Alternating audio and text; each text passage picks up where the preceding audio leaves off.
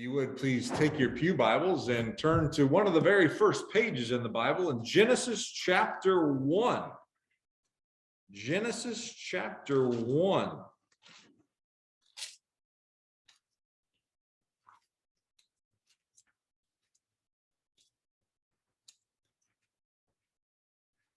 We're going to be on page 4. Down in the single digits. We're going to start in verse 20 and read through the end of chapter 1. So we're starting in verse 20 and reading through chapter 1. Then God said, "Let the waters swarm with fish and other life. Let the skies be filled with birds of every kind." So God created great sea creatures and every living thing that scurries and swarms in the water, and every sort of bird, each producing offspring of the same kind. And God saw that it was good. Then God blessed them, saying, "Be fruitful and multiply. Let the fish fill the seas and let the birds multiply on the earth." And evening passed and morning came, marking the 5th day. Then God said, "Let the earth produce every sort of animal, each producing offspring of the same kind, livestock, small animals that scurry along the ground, and wild animals." And that is what happened. God made all sorts of wild animals, livestock, and small animals, each able to produce offspring of the same kind, and God saw that it was good.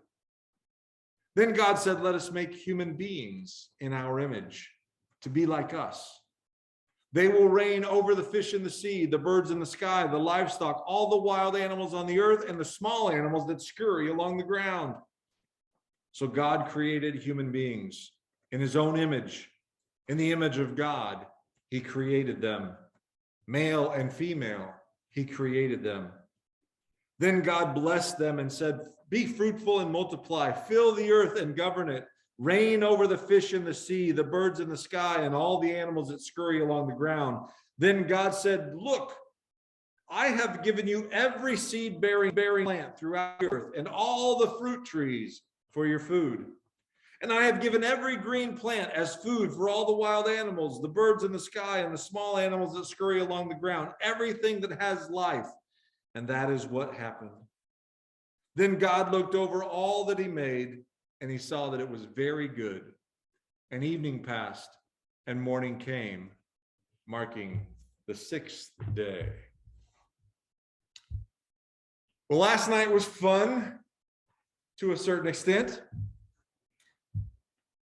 On a lot of levels.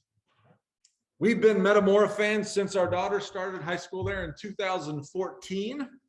And last night, for the first time in the history of the school, they played in the IHSA state championship for 3A basketball against a school named Sacred Heart Griffin. It was an incredible game. They brought everything, and both teams left everything on the court. And just when it looked like they were going to head into a third overtime, we went into 2 overtimes. Sacred Heart Griffin grabbed the loose ball behind the three-point line at the top of the key. They turned and put up an off-balance three-pointer that hit the rim softly, rolled around a little bit, and fell in for the win, right at the buzzer. Our team came up just short of the ultimate in achievement for a high school sports team. They came in 2nd place. Depending on your perspective anyway, that might not have been the ultimate in achievement. A couple of weeks ago, we introduced a new series that we're going to be leaning into over the next couple of months based on that book by author Paul David Tripp called Lead. Tripp takes various segments of life. He views them through a specific lens, the gospel lens of life, the gospel of Jesus Christ. And he contends that the gospel is meant to be that new set of glasses that every believer wears through all parts of their life. And it's the way we view everything that happens in life. Now, do we fall short on that? Yes, we do. But that's what we're called to see everything that happens in life through the lens of the gospel. And his writings help us to do that. The gospel of Jesus Christ is meant to be our life hermeneutic, the means by which we understand and make sense of everything that happens, the good, the bad, and the ugly. And over the course of this series, I want to focus the lens of those gospel glasses on a number of principles that I believe should be the bedrock for the way that we lead ourselves and the way that we lead others in this life.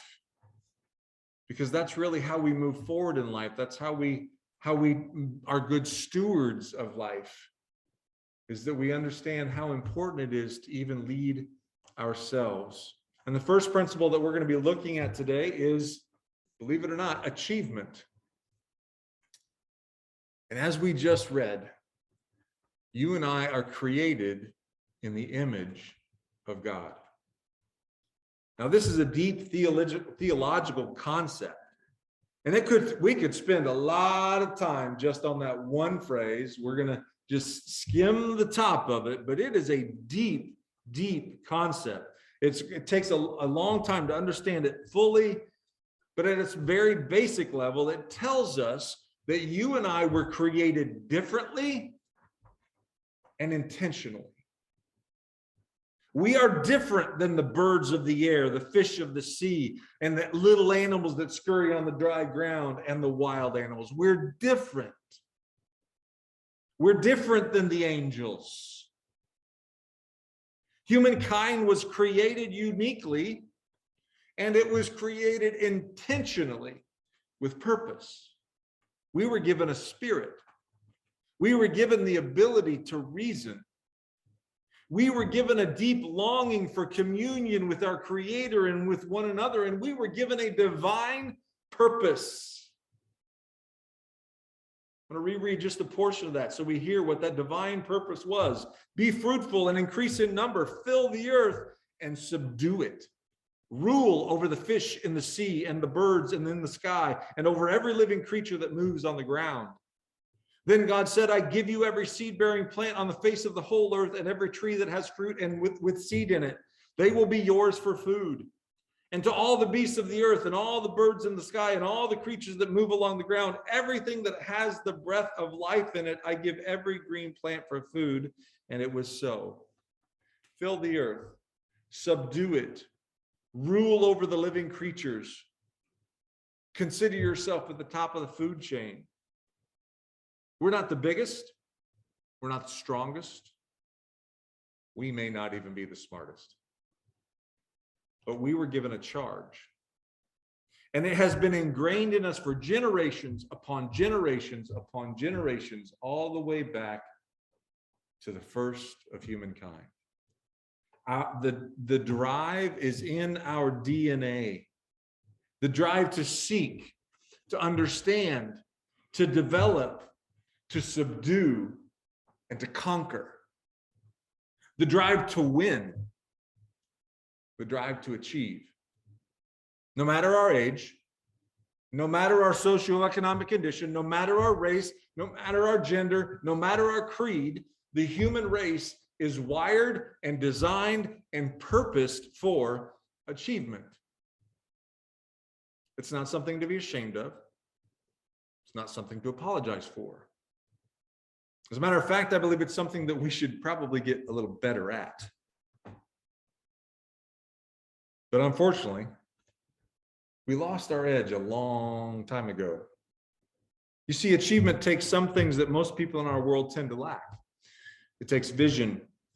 It takes internal motivation. It takes intentionality. It takes hard work. It takes understanding of our purpose. It takes perseverance. It takes grit.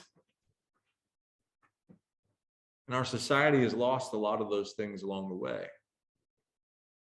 At the end of the day, it takes a willingness to risk the bird in the hand for the opportunity of possibly getting the two that are in the bush. Ultimately, achievement involves a continual risk of failure. And most people aren't cut out for that. We want safety and security instead.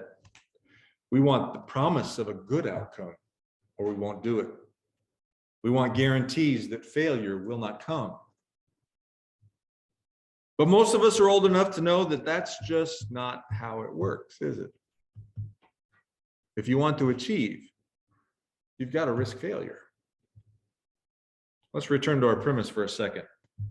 This isn't intended to be a motivational speech. Rather, our goal is to look at the elements of self-leadership through the lens of the gospel. And it starts with recognizing that the drive for achievement is not only natural, but it is a God-given directive. That being the case, rather than squelch it, we need to nurture it in a healthy and God-honoring way.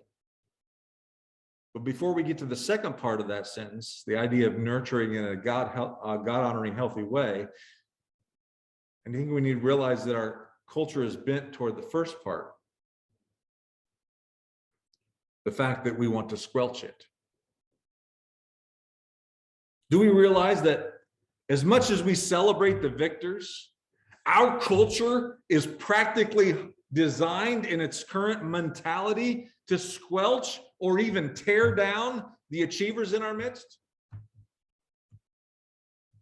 If you don't believe me, simply try improving something in your life in a significant way and watch the naysayers come out of the woodwork. People don't like it when others rise above them. We're like crabs in a bucket. Have you heard that story before?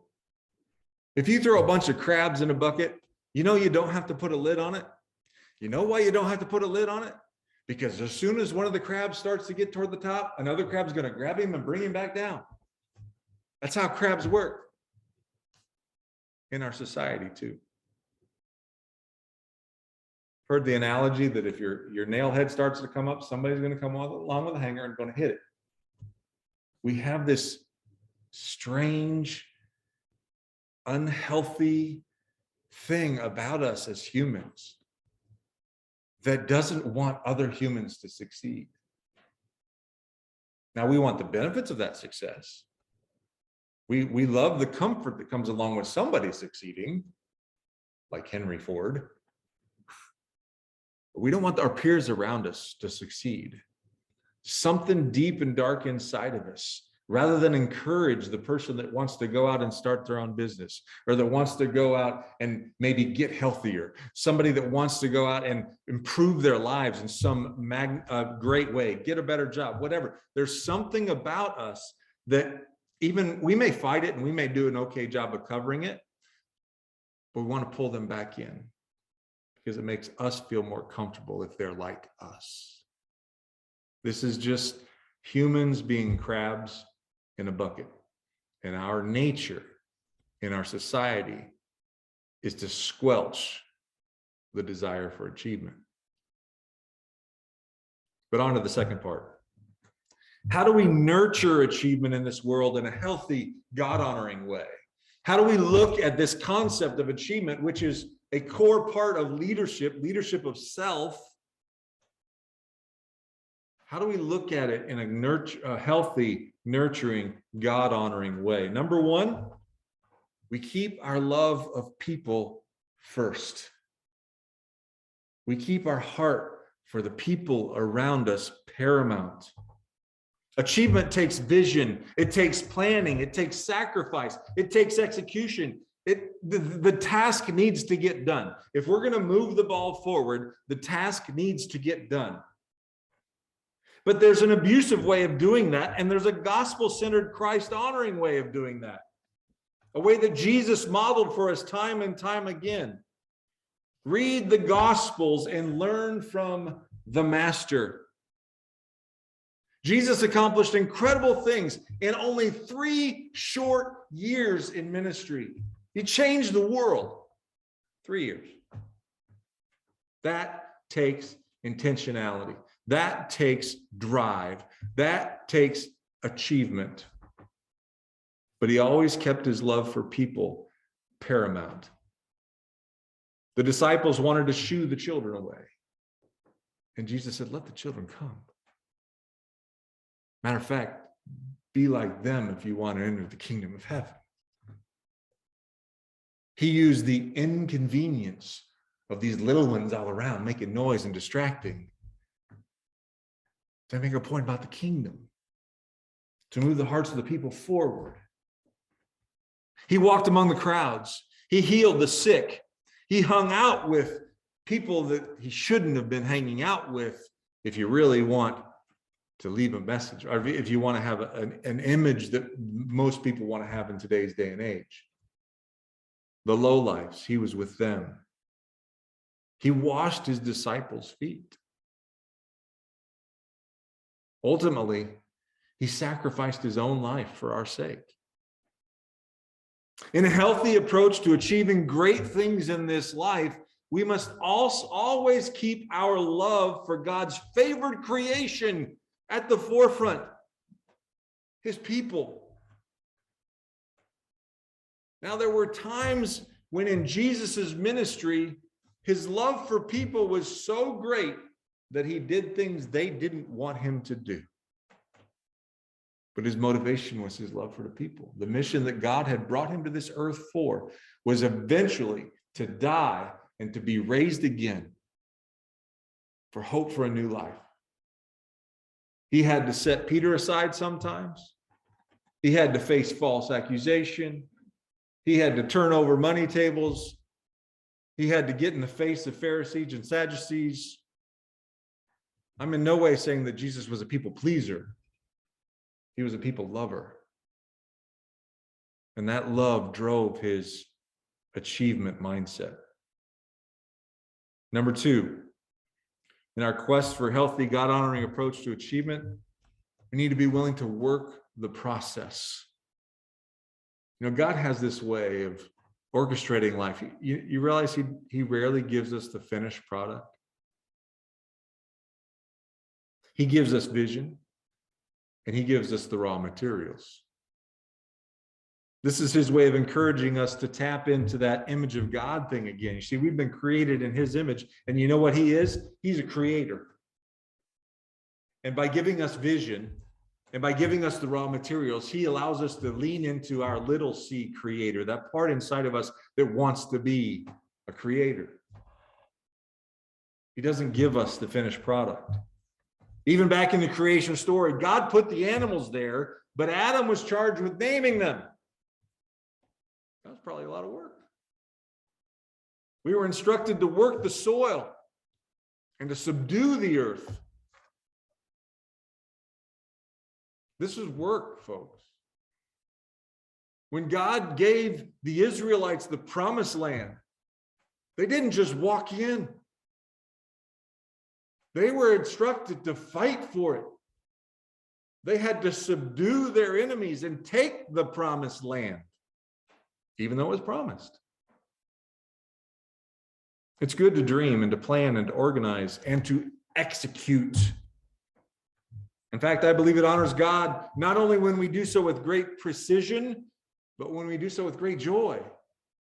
Work is intended to be a joy. We were designed to be workers. Moving the needle, though, in our lives is hard work. There's nothing easy about it. Now, that's a result of the fall.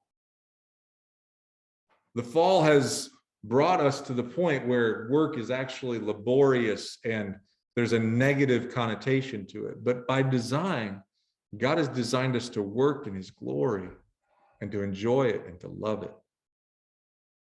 Whether we be improving our property, growing our business, or maintaining our mobility as we age, the need to grow and develop. Good morning, Bonnie.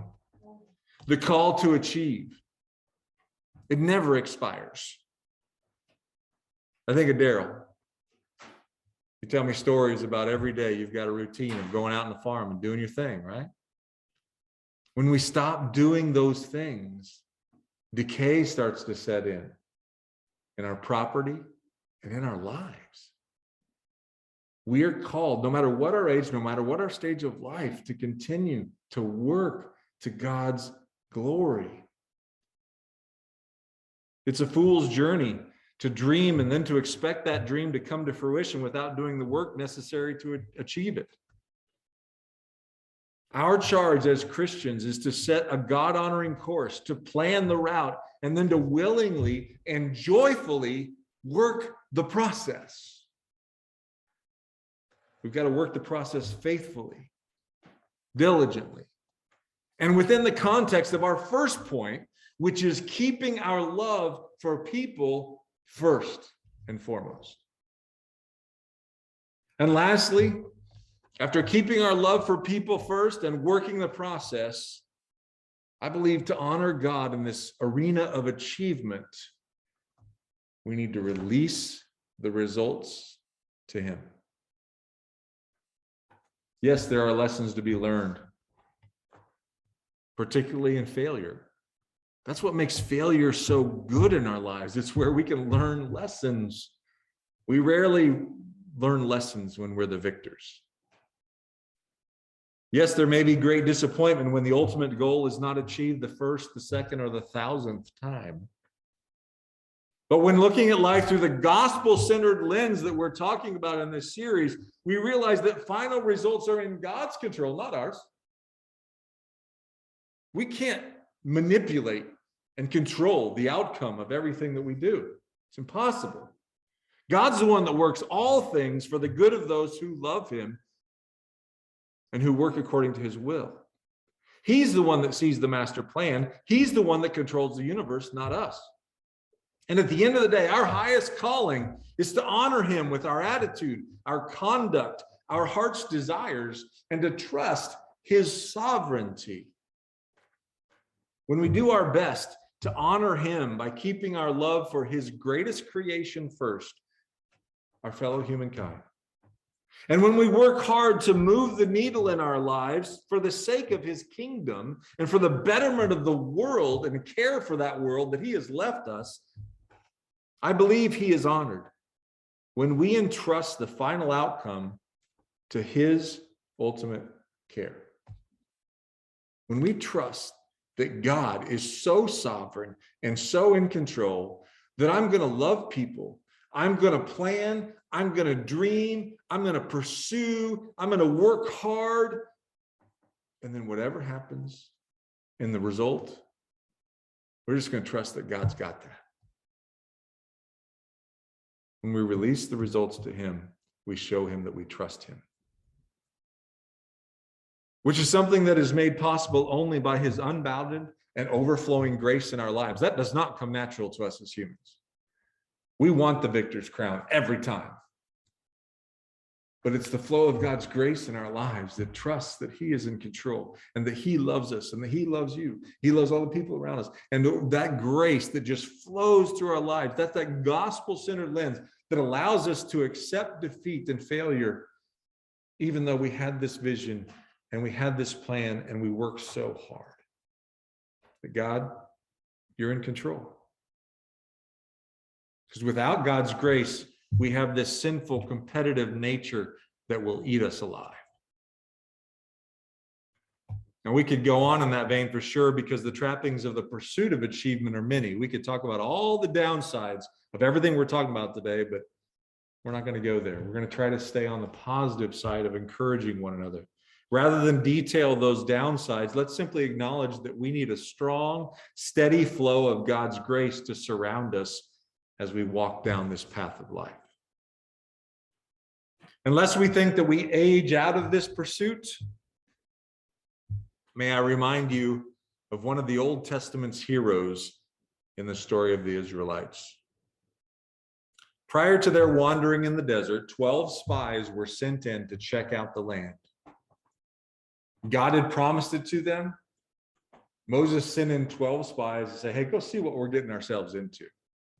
Because again, God just wasn't laying them down. They had to go take this land.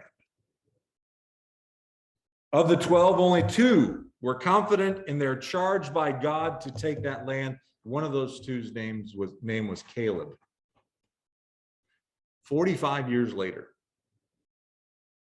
this is what Caleb said. This is after the 40 years of wandering in the desert. Caleb says this, now then, just as the Lord promised, He has kept me alive for 45 years since the time He said this to Moses, while Israel moved about in the wilderness. So here I am today, 85 years old. I am still as strong today as the day Moses sent me out. I am just as vigorous to go out to battle now as I was then. Now give me this hill country that the Lord promised me that day. You yourself heard then that the Anakites were there and their cities were large and fortified, but the Lord helping me, I will drive them out just as he said. 85 years old. As strong as he was when he was 40. Asking Moses to give me the hill country. Because the hill country is the rough stuff, the hard ground, the high ground. The fight was still in him. May you and I never give up the fire and the fight that God has put in our bones. Is it going to be easy? No. Nope. Never. It's not easy when you're 30. It's not easy when you're 60. It's not easy when you're 90. Returning to our original story. Yes, last night was a heartbreaker for Metamora fans. But if we continue to borrow as an illustration of our points today, how could that play out? What is the gospel lens for the harsh end to an amazing basketball season? Number one, we keep our love for people first. A love for the kids, their hard work, and their future beyond a basketball game. Number two, we understand all the hard work that got them there and their need to do it again if they ever want to return. Nobody gives you a championship game. You have to work your tail off. You don't get a chance to succeed at the highest levels without hard work. And number three, we release those final results. We don't beat ourselves up. We don't let it weigh heavy on our hearts for any length of time. We don't demonize the opponent. If you follow the story of sports at all, there's always that bad seed that's, had a really rough life because they're now in their 40s and 50s and all they can remember is the big game that they lost. That story is not just apocryphal.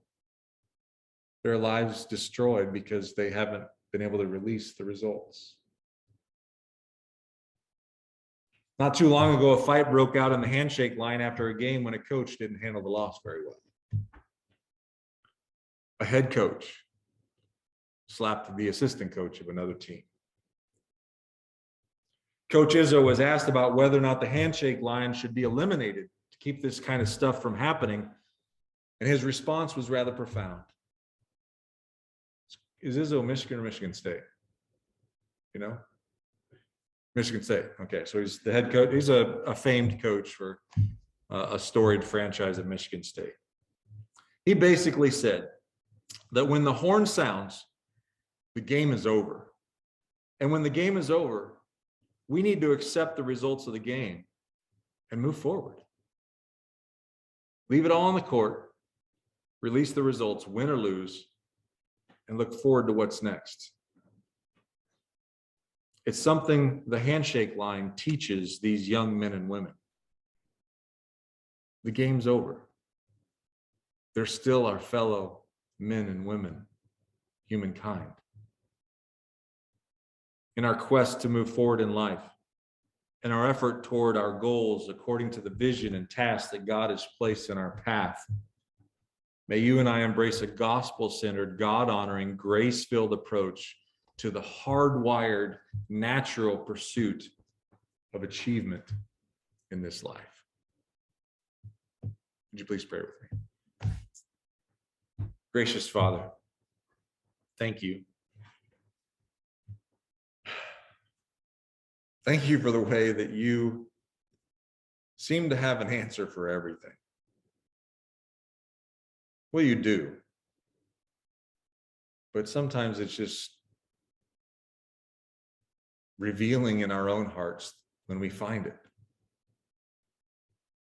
And to think, God, that this idea of human achievement